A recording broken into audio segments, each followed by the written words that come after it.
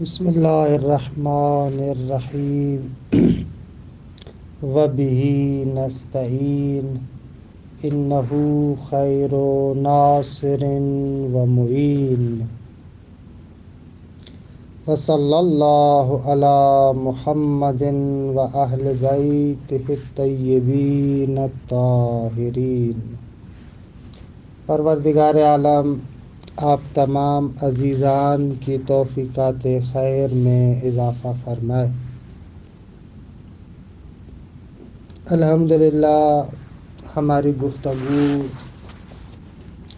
صفات باری تعالیٰ کے بارے میں تھی کہ باب سوم میں آج ہم انشاءاللہ چوتھی فصل کو پڑھیں گے۔ چوتھی فصل قدرت باری تعالیٰ کے بارے میں ہے۔ اس میں کوئی شک نہیں ہے کہ تمام الہیون کا اس بات پر اتفاق ہے کہ پروردگار عالم کی صفات کمالیہ میں سے ایک صفت قدرت ہے۔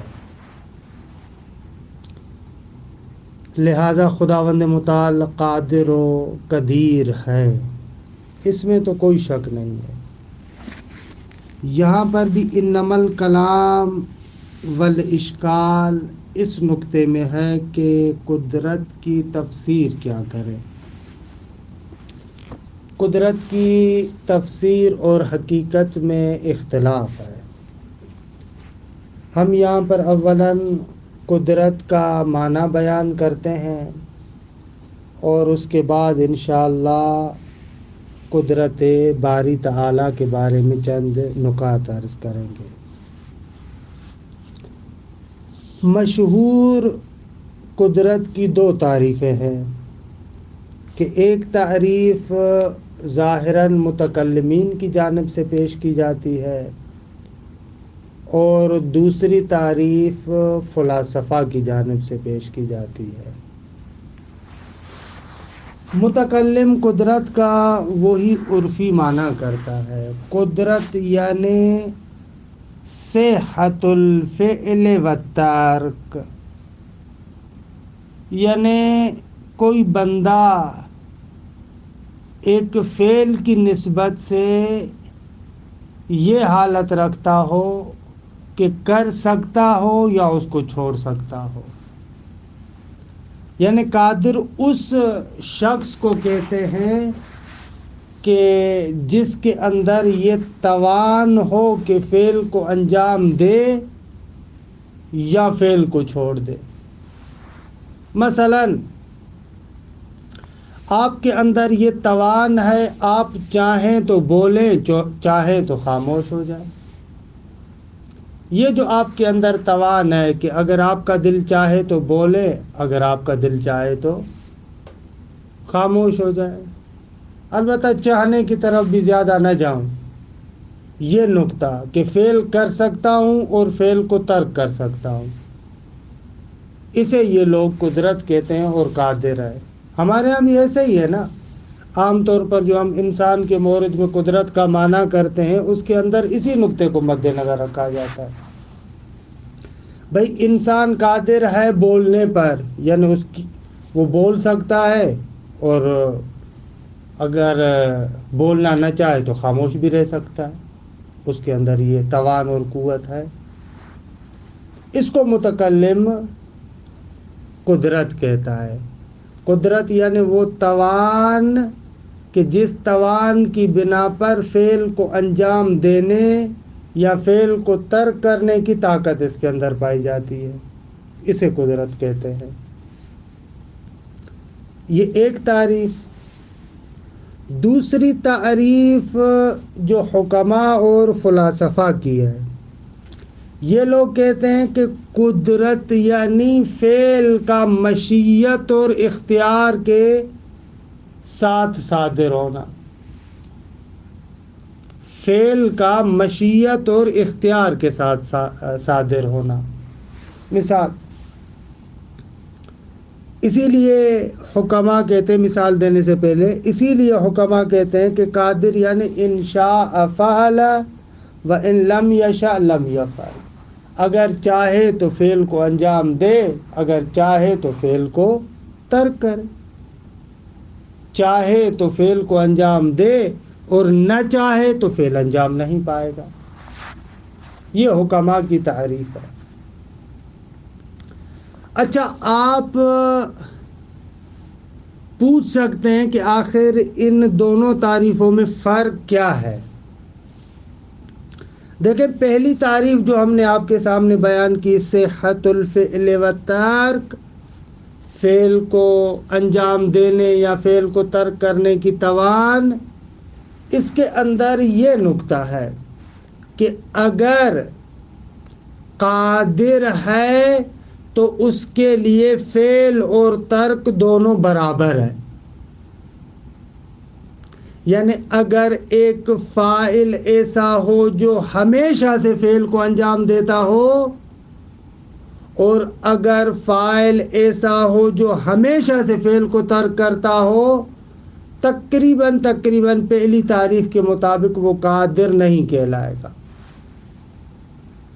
کیونکہ قدرت میں صحت الفعل والترک خوابیدہ ہے۔ اس کے اندر یہ نکتہ پوشیدہ ہے کہ پس بعض متکلمین اس نکتے پر، اس تعریف کی بنا پر زور دیتے ہیں کہ اگر ایک فاعل ایسا ہو کہ اس کا فعل اس سے جدا ہی نہ ہوتا ہو، ہمیشہ اس کے ساتھ ہو، تو ان کے اعتبار سے وہ قادر نہیں ہوگا، کیونکہ ہمیشہ سے فعل اس کے ساتھ ہے۔ حالانکہ قادر میں ہم یہ کہہ رہے ہیں کہ صحت الفعل و ترک پوشیدہ ہے، لہذا ان کے اعتبار سے یہ فاعل موجب ہوگا۔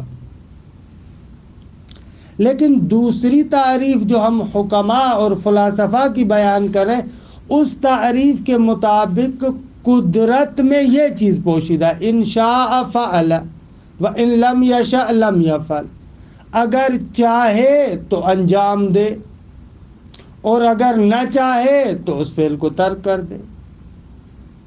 یہ تعریف سازگار ہے اس بات کے ساتھ کہ شاء دائما ففعل دائما۔ ہو سکتا ہے قادر نے ایک فعل کو ہمیشہ سے چاہا ہو، لہذا اس کو ہمیشہ سے انجام دے رہا ہو، اور کسی فعل کے لیے کبھی بھی اس نے ارادہ نہ کیا ہو، لہذا کبھی بھی اس فعل کو اس نے انجام نہیں دیا۔ یہ ہو سکتا ہے، اس میں کوئی حرج نہیں۔ اچھا، اصطلاحات کی قالب سے اگر توڑ کر میں آپ کو بات بیان کرنا چاہوں صاف اور شفاف، کہ اس قدرت کے مورد میں حکماء اور متکلمین میں جدی اختلاف ہے۔ حکماء کہتے ہیں کہ تقریباً جو ان کی کتابوں، متکلمین جو نکتہ کہتے ہیں اور تقریباً ان کی کتابوں سے سمجھ میں آتا ہے، ان کا اس بات پر بہت زیادہ زور ہوتا ہے کہ کسی بھی فاعل کو اسی وقت قادر کہا جاتا ہے جب وہ فعل بہرحال کبھی نہ کبھی اس فاعل سے جدا ہوا ہو۔ اگر آپ فرض کریں کہ ایک فاعل ایسا ہے کہ ہمیشہ سے اس کا فعل اس کے ساتھ ہے، تو یہ لوگ کہتے ہیں کہ پھر یہ قادر کیسے ہوگا؟ اور زیادہ واضح کہوں، مثلا جیسے علت معلول، علت تامہ اور اس کا معلول، حکماء کے ہاں، فلاسفہ کے ہاں یہ قانون مسلمہ ہے کہ جب بھی علت تامہ ہوگی تو اس کا فعل اس کے ساتھ ہوتا ہے۔ اس قانون کے مطابق حکماء کہتے ہیں کہ جب سے خدا ہے، کہ خوب دیکھیے زمان یہاں پر ہوتا ہی نہیں ہے، لیکن بہرحال الفاظ کی مجبوری ہے، اس کے علاوہ ادا نہیں کر سکتے۔ ازل سے خدا ہے اور ازل سے اس کا فیض بھی اس کے ساتھ ہے۔ نہیں ہو سکتا کہ علت تامہ ہو لیکن اس کا معلول اس سے تخلف کرے۔ علت تامہ ہے تو حتماً معلول اس کا اسی کے ساتھ ہوگا۔ نہیں ہو سکتا کہ علت تامہ ہو لیکن معلول اس کا اس کے ساتھ نہ ہو۔ متکلمین کہتے ہیں کہ اس صورت میں پھر خدا قادر نہیں رہے گا، بلکہ آپ نے خدا کو فاعل موجب اور مجبور بنا دیا، کیونکہ علت تامہ میں کیا ہوتا ہے؟ علت تامہ میں یہ ہوتا ہے کہ معلول علت سے جدا نہیں ہو سکتا۔ اگر علت تامہ ہے تو قطعاً معلول اس کے ساتھ ہوگا۔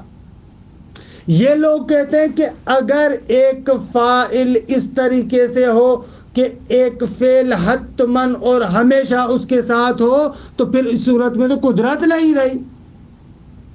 قدرت تو صحت الفعل و ترک ہے نا۔ خب صحت الفعل و ترک اس ضرورت اور وجوب اور حتمیت کے ساتھ تو سازگار نہیں ہے۔ اور آپ یعنی متکلمین حکماء کو فلاسفہ کو کہتے ہیں کہ آپ لوگوں نے خدا کو علت تامہ بنا دیا، علت تامہ بنا دیا، اور علت تامہ کے لیے معلول حتماً ساتھ ہوتا ہے، کبھی بھی معلول علت تامہ سے تخلف نہیں کر سکتا۔ اب یہ تو وہی فاعل موجب ہے، فاعل مجبور ہے۔ آپ کی مثال اس طریقے سے جیسے آگ ہے، خب آگ سے حرارت کبھی بھی جدا نہیں ہو سکتی۔ اگر آگ ہوگی تو حرارت اور گرمی حتماً اس کے ساتھ ہوگی۔ یہ فاعل موجب ہے اور فاعل مجبور ہے۔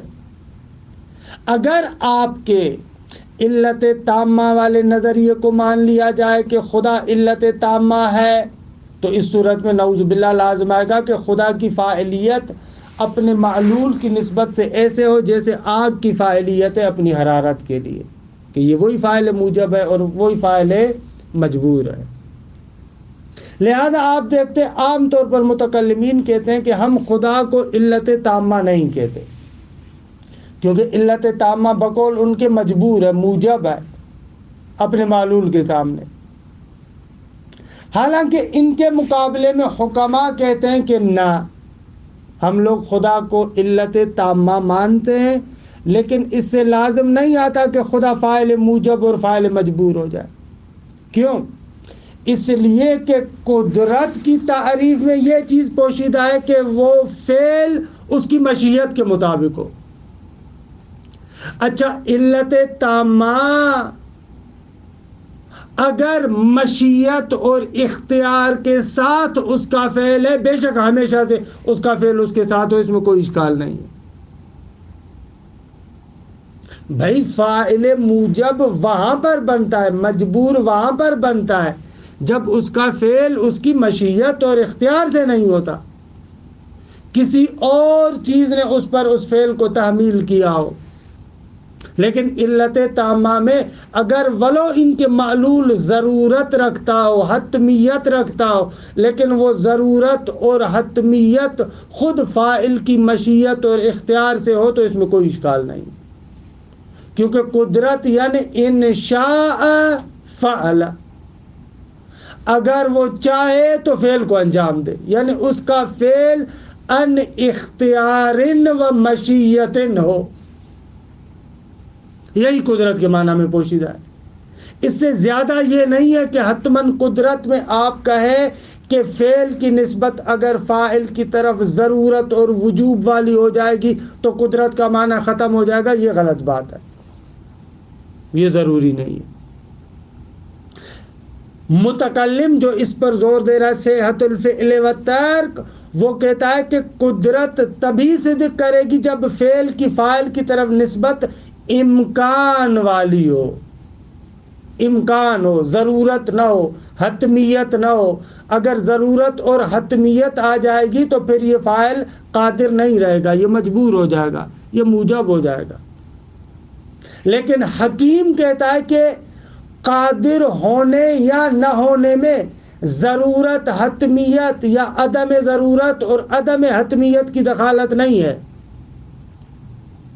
یہ اہم نہیں ہے کہ اس کا فعل اس کے لیے ضروری اور حتمی ہے یا ضروری اور حتمی نہیں ہے، بلکہ قدرت میں جو اصل نقطہ پوشیدہ ہے وہ یہ ہے کہ اس کا فعل ان مشیت و اختیار ہو۔ اگر اس کا فعل ان مشیت و ان اختیار ہو تو وہ قادر ہے، چاہے اس کا فعل اس کی نسبت سے ضرورت اور حتمیت رکھتا ہو۔ آگ والی مثال علت تامہ کے لیے دینا یہ درست نہیں ہے، کیونکہ آگ والی مثال میں آگ کا جو فعل حرارت ہے وہ ان مشیت و ان اختیار نہیں ہے، لیکن علت تامہ اگر عالم ہو اور اس کا فعل ان مشیت و ان اختیار ہو تو وہاں پر مشکل نہیں ہے، وہاں پر قادر سے بھی کرے گا۔ یہ وہ اہم بحث ہے، فتلخص، خلاصہ کلام، جو متکلم اور فلسفی کے مابین اختلاف کا باعث ہے۔ فلسفی کہتا ہے کہ بابا فاعل کے قادر ہونے میں جو معیار ہے وہ یہ ہے کہ اس کا فعل ان مشیت و ان اختیار ہو۔ متکلم کہتا ہے کہ نہ، فقط یہ کافی نہیں ہے، بلکہ قادر تبھی کہیں گے جب فعل کی نسبت فاعل کی نسبت سے بالامکان ہو، صحت الفعل والترک ہو، اسے قادر کہا جائے گا۔ کہ استاد یہاں پر وہی فلسفی زبان میں متکلمین کی تعریف پر اشکال کرتے ہیں، کہتے ہیں یہ جو آپ کہہ رہے صحت الفعل والترک، یہ صحت تو امکان کے معنی میں ہے، اور امکان چاہے امکان ماہوی ہو یا امکان استعدادی ہو، خدا کے لیے آپ ثابت نہیں کر سکتے۔ دیکھیں امکان ماہوی وہی ہے جو ہم امکان وجوب اور امتناع کے باعث میں بیان کر چکے ہیں، یعنی ایک شے کی نسبت وجود اور عدم دونوں کی طرف بالسویہ اور برابر ہو، نہ اس کے لیے وجود ضروری ہے نہ عدم ضروری ہے، اس کو کہتے ہیں امکان ماہوی، یا آپ المنطق میں جس کو امکان خاص کہتے تھے، نہ وجود ضرورت رکھتا ہے نہ عدم ضرورت رکھتا ہے، یہ امکان ماہوی ہے۔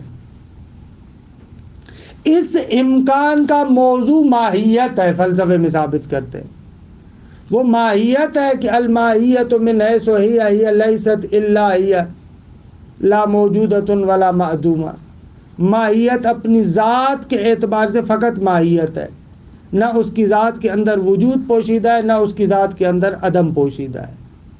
کہ انشاءاللہ آپ فلسفہ پڑھیں گے تو وہاں پر اس نقطے کو پڑھیں گے کہ یہ ارتفاع نقیضہ نہیں ہے، بہرحال ان تفصیلات میں نہیں جانا چاہ رہا۔ فلسفے میں یہ ثابت کرتے ہیں کہ اگر امکان ماہوی ہو تو اس کا موضوع ماہیت ہے، ماہیت کے لیے وصف بنتا ہے۔ خداوند متعال کے لیے تو ماہیت نہیں ہے، ہم توحید کے مباحث میں ثابت کر چکے ہیں۔ توحید احدی کے اندر ہم نے ثابت کیا کہ خدا کے لیے ماہیت نہیں ہے، کیونکہ ماہیت محدودیت کی وجہ سے ہوتی ہے، خدا لامحدود ہے، لہذا اس کے لیے ماہیت نہیں ہے۔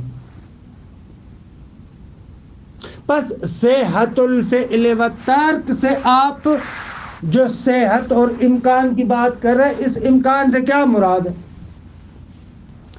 اگر امکان سے مراد امکان ماہوی ہے تو یہ امکان ماہوی تو اس کے لیے ہوگا جس کی ماہیت ہوگی، کیونکہ یہ امکان ماہوی ماہیت کی صفت ہے۔ پس امکان ماہوی تو خدا کے لیے محال ہے۔ اچھا، یا اس امکان سے مراد امکان استعدادی ہے۔ امکان استعدادی یعنی کیا؟ امکان استعدادی یعنی جو آپ ان موجودات مادی کے اندر استعداد اور لیاقت دیکھتے ہیں کہ کوئی اور چیز بن سکتے ہیں۔ مثال، یہ جو بیج ہے اس کے اندر پودے بننے کی صلاحیت ہے اور مخصوص قسم کے پودے بننے کی صلاحیت ہے۔ یہ جو مخصوص قسم کے پودے بننے کی اس کے اندر صلاحیت اور استعداد ہے، اس کو کہتے ہیں بہرحال امکان استعدادی۔ بھائی آپ کے اندر صلاحیت ہے کہ آپ عالم بن سکتے ہیں، یہ جو آپ عالم بن سکتے ہیں اس کو کہا جاتا ہے امکان استعدادی۔ پس امکان استعدادی یعنی ایک لیاقت اور صلاحیت کہ فلاں چیز فلاں بن سکتی ہے۔ یہ بھی اپنے مقام پر ثابت ہے کہ امکان استعدادی ہمیشہ مادے کی وصف بنتا ہے۔ امکان استعدادی کا موضوع مادہ ہے، جو شیء مادی ہوتی ہے اس کے اندر یہ استعداد اور صلاحیت ہوتی ہے کہ وہ دوسری چیز بن سکتی ہے۔ خوب خداوند متعال تو جسم و مادیت سے ماورا ہے، وہ تو جسم نہیں ہے، وہ تو مادہ نہیں ہے۔ جب وہ جسم اور مادہ نہیں ہے تو خدا کے لیے امکان استعدادی بھی ثابت نہیں کر سکتے۔ آغایون متکلمین، آپ جو کہہ رہے ہیں قدرت یعنی صحت الفعل و ترک، یہ تو امکان ہے صحت، اس امکان سے کیا مراد ہے؟ یا امکان ماہوی ہے یا امکان استعدادی ہے؟ جو بھی معنی کریں خدا کے لیے یہ امکان ثابت نہیں ہے۔ امکان ماہوی ہو تو اس کا موضوع ماہیت ہے، خدا ماہیت سے مبرہ ہے۔ اگر امکان استعدادی ہو تو اس کا موضوع مادہ ہے اور خدا مادے سے ماورا ہے، لہذا یہ تعریف درست نہیں ہے اور اس پر اشکال وارد ہے۔ فتلخص، پس قادر کسے کہتے ہیں؟ استاد کے بقول قادر یعنی وہ فاعل کہ جس کا فعل اپنے اختیار ذاتی اور مشیت کی بنا پر ہو، اسے قادر کہا جاتا ہے۔ یعنی حکماء والی تعریف کو قبول کرتے ہیں۔ اچھا، خداوند متعال کی قدرت پر برہان کیا ہے؟ ایک تو وہی عمومی برہان ہے کہ وجوب الوجود سے وارد ہو آپ۔ جب خدا واجب الوجود ہے تو اس کے اندر ہر قسم کا کمال ہونا چاہیے۔ اگر کمال نہیں ہوگا ہر قسم کا تو اس کمال کی نسبت کسی اور کا محتاج ہوگا۔ اگر کسی اور کا محتاج ہوگا تو پھر خدا کیسے ہوگا؟ ایک تو یہ عمومی دلیل ہے۔ دوسری دلیل خصوصیت سے، اس عالم کے نظم و ضبط کے اندر آپ دیکھیں، اس عالم کے اندر جو ایک خوبصورت ترین نظام ہے، یہ اس بات پر دلالت کرتا ہے کہ خداوند متعال قادر مطلق ہے، عالم ہے۔ افعال کا محکم ہونا، افعال کا متقن ہونا، خوب اس بات کی بہترین دلیل ہے کہ فاعل ایسا ہے جو عالم بھی ہے اور قادر بھی ہے، علم و حکمت بھی ہے اور کر بھی سکتا ہے، لہذا اس قسم کا خوبصورت نظام اس نے بنایا ہے۔ یہ قدرت کے لیے دلیل۔ اچھا، اس کے بعد پھر ایک اور بات ہے کہ انشاءاللہ اس کو جلسے آئندہ میں ذکر کریں گے۔ عبارت کو دیکھیں، الفصل الرابع قدرتہ تعالی، فرماتے ہیں چوتھی فصل خدا کی قدرت کے بیان میں۔ اتفق الالہیون علی ان القدرت من صفاتہ الذاتیۃ الکمالیہ، الہیون کا اتفاق ہے اس بات پر کہ قدرت خدا کی صفات ذاتیہ کمالیہ میں سے ہے۔ کل علم، جس طریقے سے علم تھا، وَلِأَجْلِ ذَلِكَ يُعَدُّ الْقَادِرُ وَالْقَدِيرُ مِنْ أَسْمَائِهِ سُبْحَانَهُ، اسی لیے قادر اور قدیر خدا کے اسماء حسنہ میں سے شمار کیے جاتے ہیں۔ لیکنہم اختلفوا فی حقیقت قدرتہ تعالی، لیکن الہیون کا اختلاف حقیقت قدرت کے بارے میں۔ فیجب تعریف القدرت اولا وبیان المعنی المناسب لساحتہ تعالی من القدرت ثانیہ، لہذا واجب ہے کہ پہلے ہم قدرت کی تعریف بیان کریں اور اس کے بعد اس نقطے کو بیان کریں کہ قدرت کا کون سا معنی خدا کی بارگاہ کے ساتھ مناسبت رکھتا ہے۔ تعریف القدرت، ان ہناک تعریفین للقدرت مشہورین، فرماتے ہیں قدرت کی دو تعریفیں ہیں کہ جو مشہور بھی ہیں. الاول انہا عبارت عن صحت الفعل والترک، پہلی تعریف یہ ہے کہ قدرت عبارت ہے اس بات سے کہ فعل کر سکتا ہو یا اس کو ترک کر سکتا ہو، اس کے اندر یہ توان ہو، کر سکتا ہو اور چھوڑ سکتا ہو، اسے قدرت کہتے ہیں. والمراد من الصحہ الامکان، صحت الفعل یعنی امکان الفعل، کر سکتا ہے چھوڑ سکتا ہے. فالقادر هو الذی یصح ان یفعل وان یترک، قادر وہ ہے کہ جس کے لیے ممکن ہے انجام دینا اور ممکن ہے فعل کو چھوڑنا. یہ ایک تعریف. وثانی انہا عبارت عن صدور الفعل بالمشیت والاختیار، دوسری تعریف کے جو حکماء کی تعریف ہے قدرت یعنی فعل کا صادر ہونا مشیت اور اختیار کے ساتھ، ارادے اور اختیار کے ساتھ.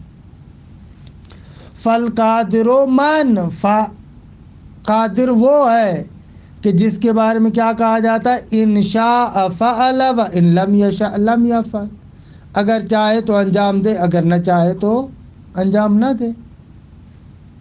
وقد اورد علی التعریف الاول، پہلی تعریف پر اشکال کیا گیا ہے. بأن الامکان المأخوذ فی التعریف اما امکان ماہوی کہ یقع وصفا للماہیہ، بھائی اس امکان سے کیا مراد ہے؟ یا امکان ماہوی ہے، امکان ماہوی یعنی وہی سلب الضرورتین، وجود اور عدم کا ضروری نہ ہونا. اگر یہ امکان ماہوی مراد ہے تو امکان ماہوی تو ماہیت کی صفت واقع ہوتا ہے.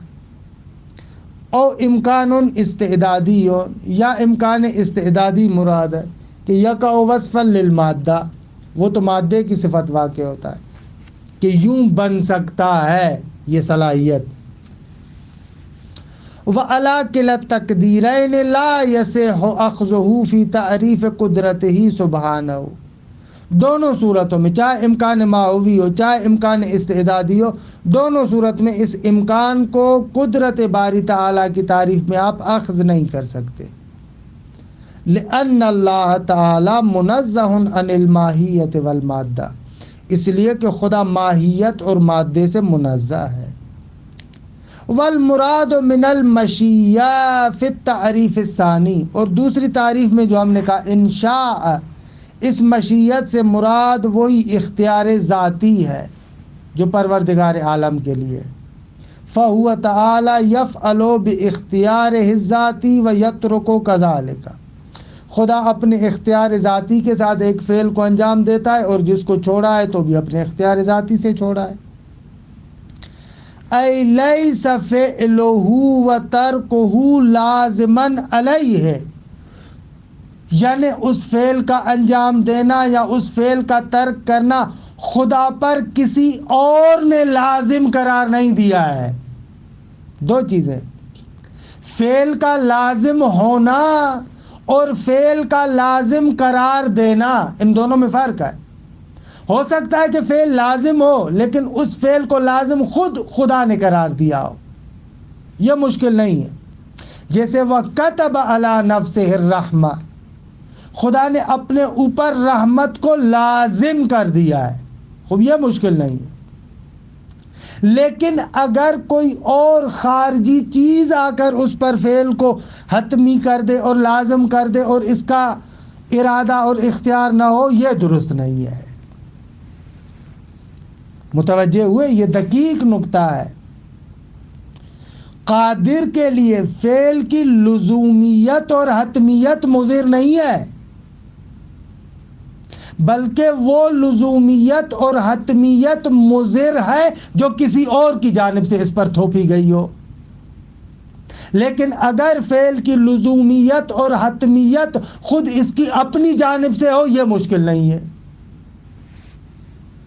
اَيْ لَيْسَ فِعْلُهُ وَتَرْكُهُ لَازِمًا عَلَيْهِ، یعنی اس پر فعل کا انجام دینا یا فعل کا چھوڑ دینا اس پر الزامی نہ ہو، لازم نہ ہو کسی اور کی جانب سے.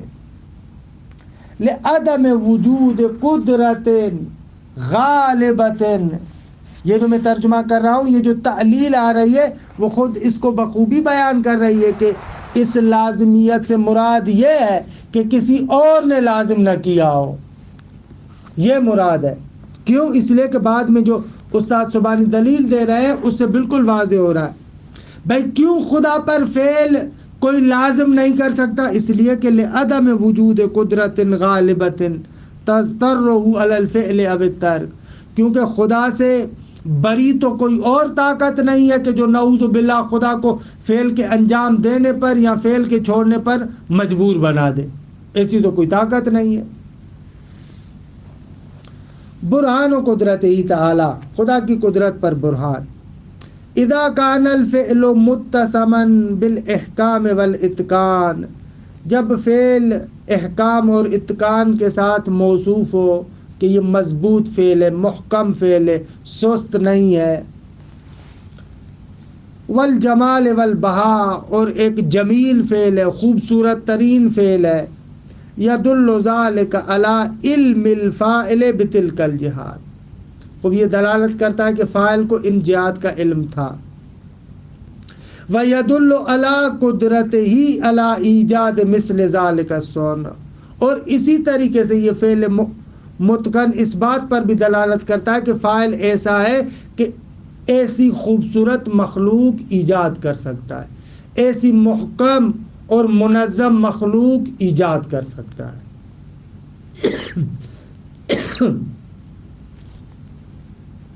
وَلِأَجْلِ ذَلِكَ نَرَى أَنَّهُ سُبْحَانَهُ، اسی لیے ہم دیکھتے ہیں کہ پروردگار عالم اندما جب یصف روائع افعالہ و بدائع صنعہ فی آیات ذکر الحکیم یختمها بذکر علمہ و قدرتہ تعالی.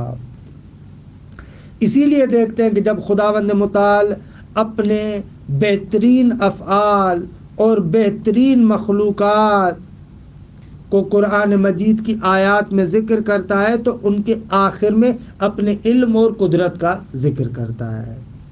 یقول سبحانہ اللہ الذی خلق سبع سماوات ومن الارض مثلہن، اللہ ہی وہ ہے کہ جس نے 7 آسمان خلق کیے اور زمین میں سے بھی انہی کی طرح خلق کیے. یتنزل الامر بینہن، آسمان و زمین کے مابین خدا کا امر نازل ہوتا رہتا ہے. لتعلموا، تاکہ جان لیں، ان اللہ علی کل شیء قدیر. دیکھیں اپنے ان افعال محکمہ اور عظیم افعال کے بعد کیا ذکر کر رہا ہے؟ تاکہ یہ لوگ جان لیں کہ خدا ہر چیز پر قدرت رکھتا ہے. وَأَنَّ اللَّهَ قَدْ أَحَاطَ بِكُلِّ شَيْءٍ عِلْمًا، خدا ہر چیز پر علمی احاطہ رکھتا ہے. فَالْإِحْكَامُ وَالْإِتْقَانُ فِي الْفِعْلِ آیَةَ الْعِلْمِ وَعَلَامَةَ الْقُدْرَةِ، فعل کا محکم ہونا اور متقن ہونا، مضبوط ہونا، نظم و ضبط کے ساتھ ہونا، یہ کیا ہے؟ یہ دونوں نشانیاں ہیں خدا کے علم کی اور خدا کی قدرت کی. وَإِنَّا نَرَى فِي كَلِمَاتِ الْإِمَامِ عَلِيٍّ علیہ السلام، ہمیں امیر المؤمنین کے کلمات میں بھی ملتا ہے کہ أَنَّهُ يَسْتَنِدُ فِي الْبَرْهَنَةِ عَلَى قُدْرَتِهِ تَعَالَى بِرَوْعَةِ فِعْلِهِ، کہ جب وہ خداوند متعال کی قدرت پر برہان قائم کرتے ہیں تو فعل کے بہترین ہونے کو، محکم اور مضبوط ہونے کو دلیل قرار دیتے ہیں، اپنی مخلوق کے خوبصورت ہونے کو دلیل قرار دیتے ہیں. وَأَرَانَا مِن مَلَكُوتِ قُدْرَتِهِ، کہ خدا نے اپنی قدرت کے ملکوت کو دکھایا. درست ہے، اعلیٰ ملکوت کا کل معنی کروں گا. وَأَجَائِبَ مَا نَطَقَتْ بِهِ آثَارُ حِکْمَتِهِ، اور اسی طریقے سے خداوند متعال نے ان عجائبات کو دکھایا کہ ما نطقت بھی آثار و حکمت، کہ آثار حکمت جس کا نطق کرتے ہیں، یعنی آثار حکمت جس کو بتاتے ہیں وہ ہمیں خدا نے دکھایا۔ فی الحال ملکوت کا اتنا سمجھیں جو عظیم ترین خدا کی مالکیت ہے، ملک ہے، پادشاہی ہے۔ ملکوت صیغہ مبالغہ ہے، ملکم صیغہ مبالغہ ہے ملکوت۔ وقال ایضاً دوسرے مقام پر امیر المؤمنین فرماتے ہیں وَأَقَامَ مِن شَوَاهِدِ الْبَيِّنَاتِ عَلَى لَطِيفِ صَنْعَتِهِ وَعَظِيمِ قُدْرَتِهِ، خداوند متعال نے قائم کیے من الشواہد البینات، واضح اور روشن شواہد اور گواہ، علی لطیف صنعتہ، اپنے مخلوق اور صنعت کے لطیف ہونے پر گواہ اور دلائل قائم کیے، وعظیم قدرت، اور اپنی عظیم قدرت پر خداوند متعال نے بینات اور دلائل قائم کیے کہ یہ پورا جو عالم آپ دیکھ رہے ہیں یہ بین دلیل ہے خود اس کی عظیم قدرت پر۔ وقال ایضاً فأقام من الاشیاء عبدها ونہج حدودها ولائم بقدرته بین متضادها۔ کہ وقت گزر گیا، انشاءاللہ اس کو پھر کل ہی بیان کریں۔ اگر سادہ سا ترجمہ کروں تو یہ ہے کہ خداوند متعال نے اشیاء کے اندر جو عود اور کجیاں وغیرہ تھی ان کو قائم کیا، یعنی ان کے اندر ٹیڑھا پن ختم کیا، اور ان کے حدود اور اطراف کو بھی منظم کیا، اور اپنی قدرت سے جو ان کے اندر متضاد چیزیں تھیں ان کے اندر ملائمت اور موافقت ایجاد کی۔ یہ لفظی ترجمہ ہو جائے گا۔ تو بہرحال ان خطبات کو آپ دیکھیے گا، خطبہ نمبر 91 ہے۔ وصلی اللہ علی محمد و اہل بیتہ الطیبین الطاہرین۔